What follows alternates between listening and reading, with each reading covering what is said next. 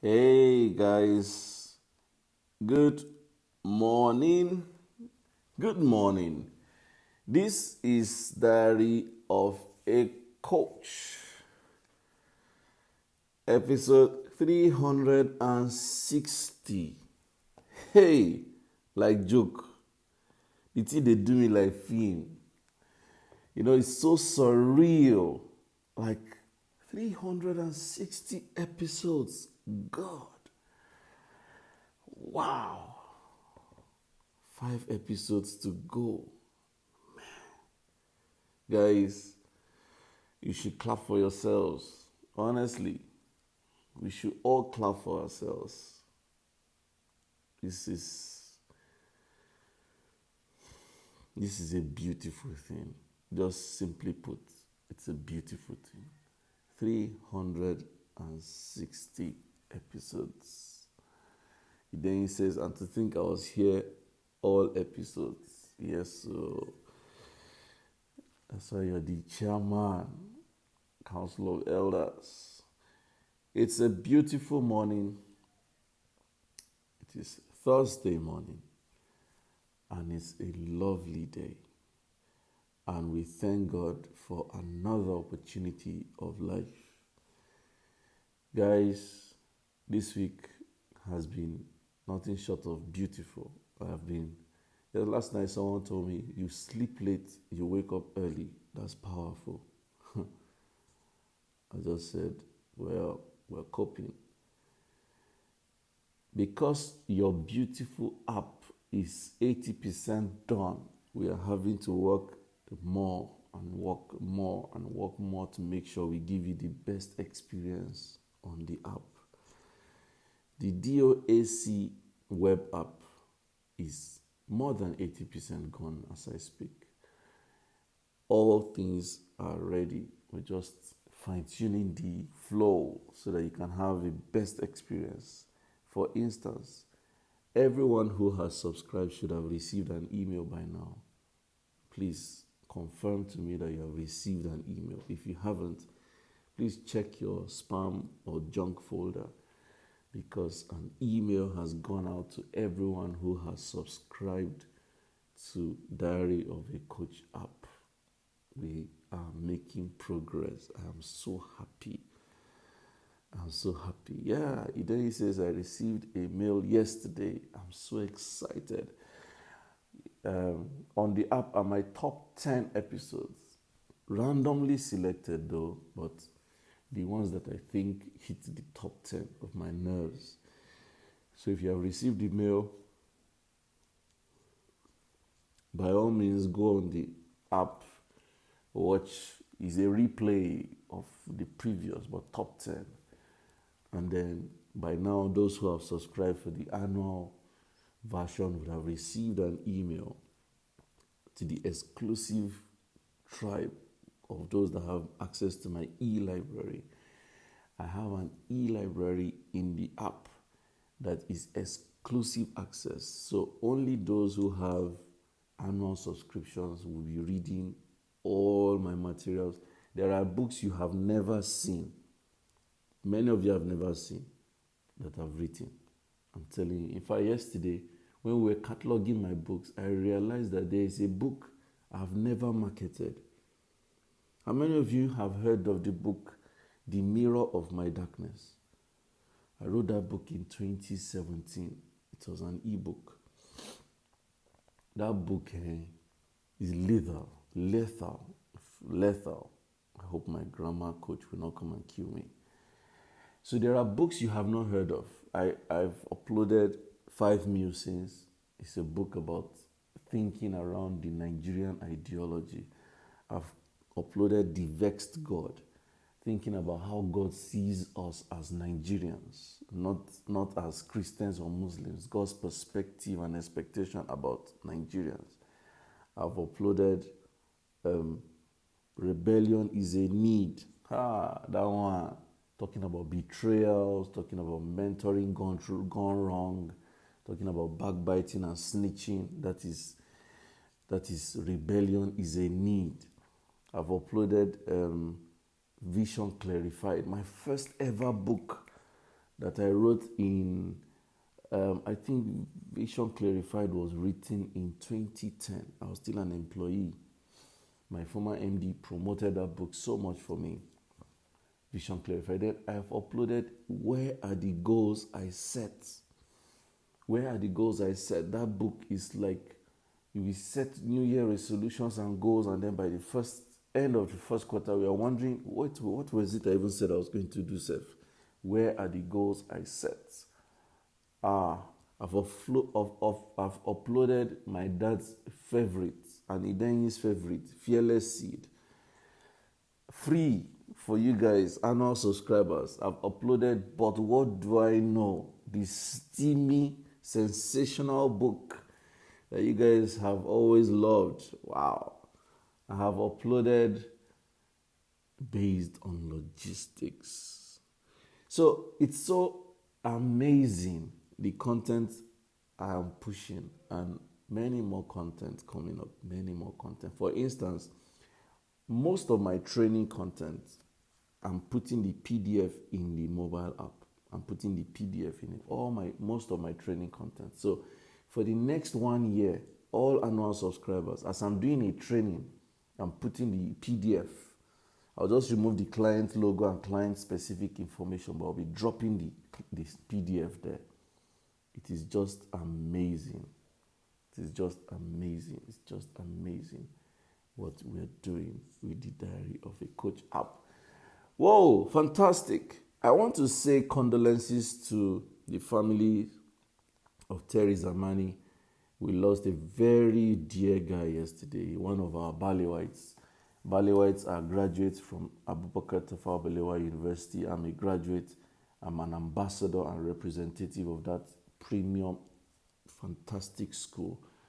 And yesterday, one of our dearest colleagues slumped and gave up his soul. So my condolences on behalf of the community on Diary of a Coach. My condolences to the family of Terry Zamani. I pray God grants you the fortitude to bear this irreparable loss. It's such a painful reality and news to hear. So we're sorry about that. Then says, I think all elders should subscribe for the yearly dose of DOAC. Every elder should subscribe to the annual version. And some elders have complied, actually. Ideni has subscribed. Dorothy, Her Royal Highness, has subscribed. Aishat Ahiru has subscribed. I'm waiting on other elders like Jumoke, like Do Yung, like Caroline, like Grace Palm, like Pastor Olo Kure. I'm expecting all of you to subscribe to the annual package of Diary of a Coach. Let's go on to today's conversation. Today's conversation says, stop romancing your regrets. Stop romancing your regrets. Stop romancing your regrets. I want to pay particular attention to Oyo State. Oyo State is in the southwest of Nigeria, and Nigeria is in West Africa for my international audience.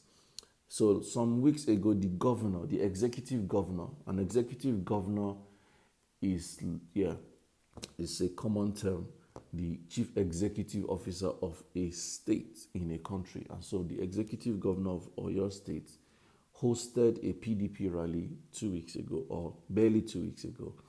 And in that rally, unfortunately, he was jesting and making mockery of the coronavirus, the COVID-19. He was saying, there's no corona anywhere. They are just trying to hoodwink us. Don't mind them, this, that. And he hosted Davido to a session, to a musical session during the rally. And it was quite a crowded rally. It was quite a very, very populated session. And people went, of course, offensive on Twitter, and he came up, I think about 24 hours later, and owned up and said, I'm sorry, it was a wrong judgment on my part. We worked with information at our disposal that everything there was no cause for alarm, so we thought we should do the rally, but I take responsibility. as the chief host, and I'm sorry, and I regret that we did it, and all that and all that. Unfortunately, less than a week after, he tests positive to the coronavirus. He tests positive to COVID-19. And yesterday I was going through his post on LinkedIn, and he was appreciating the volume of love that he has received, and the prayers, and how he's working assiduously to be in the right frame of mind and to be in the right place so that he can recover. And he regrets the risk he has put his state in. As of yesterday night, there are 4 confirmed cases of COVID-19 in Oyo State. Why am I sharing this story? I'm sharing this story because he did not act like the average Nigerian. He did not act like the average politician. He did not act like the average man in power. He owned up to his mistakes. He set a tone for his correction. And unfortunately, when he tested positive, he also came out to say, yes, I've tested positive, and I regret that I did test positive. I shouldn't have exposed myself unduly. And then he's putting machinery in place to make sure that the state is safe. That, for me, is someone that does not romance his regrets. There is no way as a human that you will not make mistakes. There is no possibility for you as a human that you're not going to make mistakes. It's not possible for you not to make mistakes. It is not possible for you as a human, for you not to sleep, make errors, error of judgment, error of decision, even error of rebellion. There are many mistakes we will still make in our lifetime. Forever we'll be making mistakes until the day we leave earth.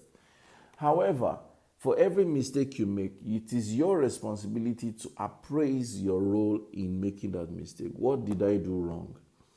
What could I have done differently? What was the motivation for what I did? Because sometimes what is driving us may becloud our sense of judgment from knowing that we're making a mistake.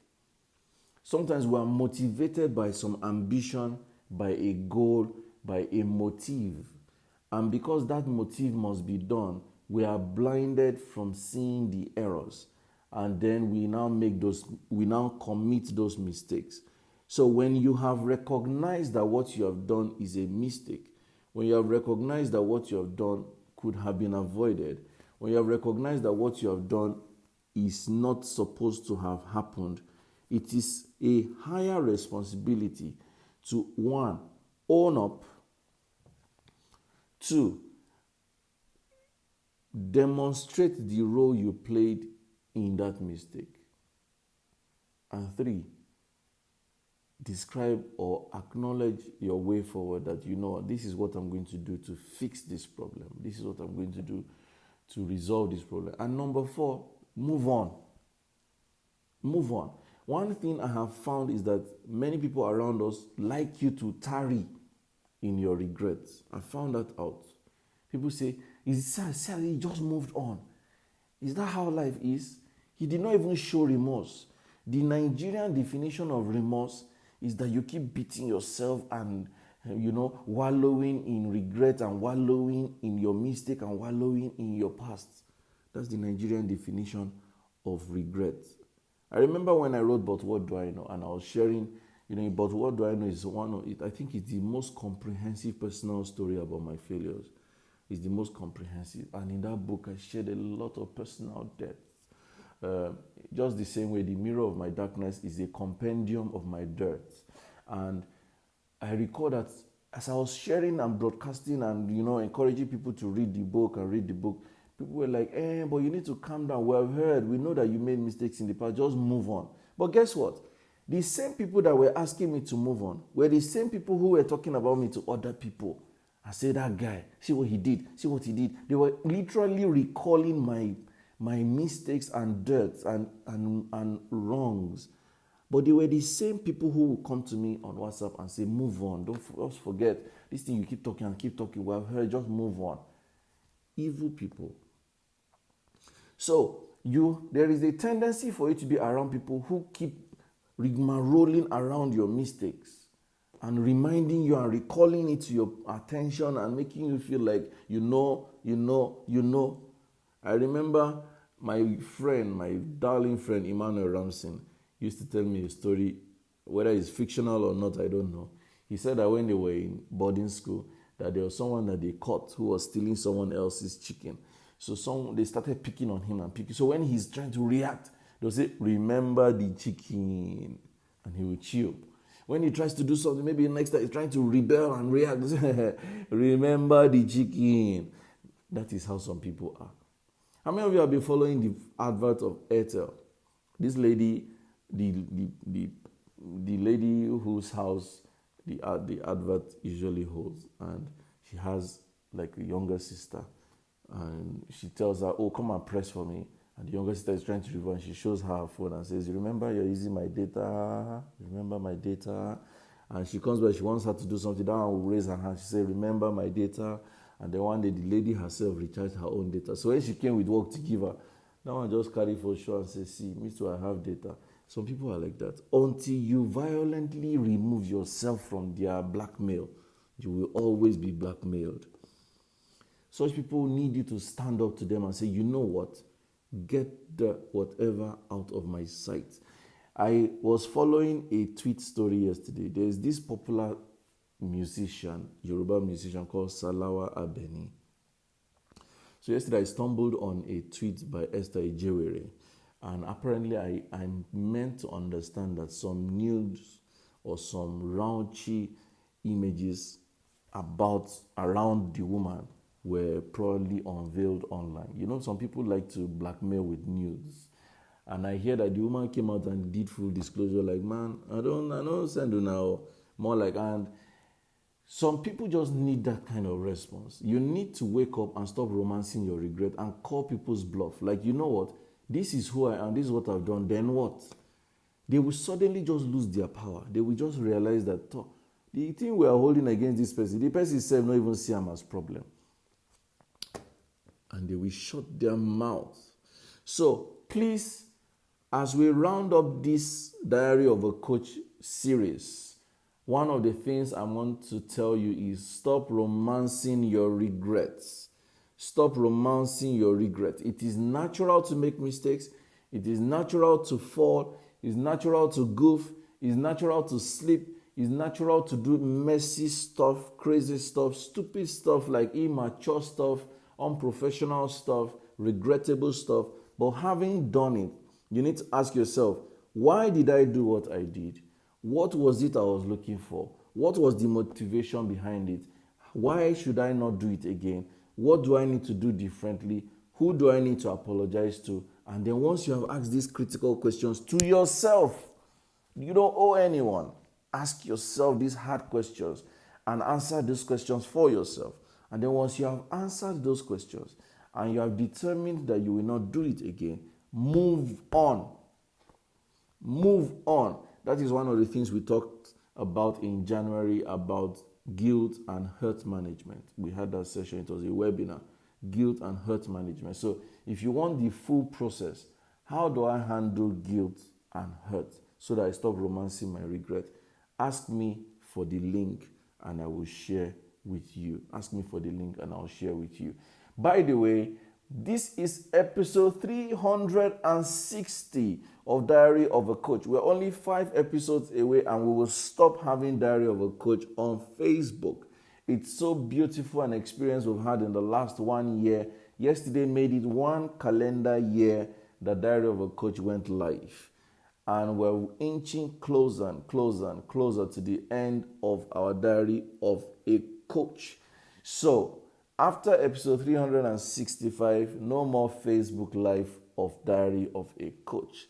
We are inching closer and closer and closer, and I'm loving it. For everyone who is subscribing, thank you. Namaste, Dalu, Eshegon, Nagode, Sosei, Sosong. I thank you, Wese. Thank you so much for being there. I want you to go on subscribe, and guess what? Don't just subscribe. If you follow my timeline, you'll have been seeing images. There's even a QR code you can scan and the app will open. There are posts I've written about the diary. Please share it. Don't just subscribe, also share. Tell someone, guy, you need to be on Diary of a Coach app. Please, guys, do this for me. Please. Thank you so much. For some of you that have not been able to receive your Based on Logistics hard copy because of COVID, because of lockdown, at least you can start with the e-copy in the app, and then it gives you room to enjoy yourself. So thank you so much. I really appreciate that you're here with me. Prince Doe says, exactly, call their bluff, but they would have no chance but to free you. My chief counselor, Agnes Afi, says, the resourceful CCS. Count me in for annual subscription. Good morning, ma'am. I love you. Thank you so much. Thank you so much. Thank you so much. Thank you so much for being on Diary of a Coach again. And I'll say, God bless you. At 1 o'clock today to 3 o'clock, and tomorrow, the Life Coaches Association of Nigeria, a body where I am the Vice President Empowerment. I am the Chief Empowerment Officer, if you like to call it that way, of the Life Coaches Association of Nigeria. We are hosting the general public, you and everybody on earth, to a free virtual conference that is called Winning Through the Chaos. Winning Through the Chaos. We're hosting you online. It's online. It's happening today, and you need to register for you to get the link to join the online webinar. It starts at 1 o'clock, it ends at 2:45, today and tomorrow. Our speakers are as follows. Today, the President, Enahoro Ohai, is starting off today with how to organize yourself during this period so that your productivity does not drop. That starts at 1 p.m. on the dot. That ends at 1:45. Then 2 p.m., our Vice President Finance, the Chief Financial Officer of Life Coaches Association of Nigeria, Mrs. Abisola Longe, is going to talk about how to keep your money and make it preserved throughout this pandemic period. How to make sure what the money you have now is not blown away and you're able to manage it creatively. Those are the 2 sessions today. Tomorrow, my one and only G, Steve Harris, is going to talk about how do you create mind-blowing ideas in this period so that you can keep generating revenue no matter how little through this period. So he's going to give us mind-blowing ideas you may have to implement throughout this period. That is from Steve Harris. And then the Lagos Moms CEO, the CEO of Lagos Moms, Yeti Williams, is going to round up the session tomorrow from 2 to 2:45, talking about how to step up with creative parenting, parenting young kids, parenting teenagers, parenting adults who are living with you in this period where everybody is living in the house. How do you adopt creative parenting methods? So all these conversations, we'll talk about relationship, we'll talk about sex, we'll talk about money, we'll talk about family life, several things in one suite. So you don't want to miss these sessions. I'm going to drop the link for you to register. And once you register, you'll get an email, because 1 o'clock today we go live, coming to you from Life Coaches Association of Nigeria, LCAN. You can follow us on social media. On Instagram and Twitter, we are LCAN_NG. LCAN is LCAN_NG. NG is Nigeria, of course. So LCAN_NG is the place to go and get your vibes on. Thank you immensely, my family and my people. God bless you.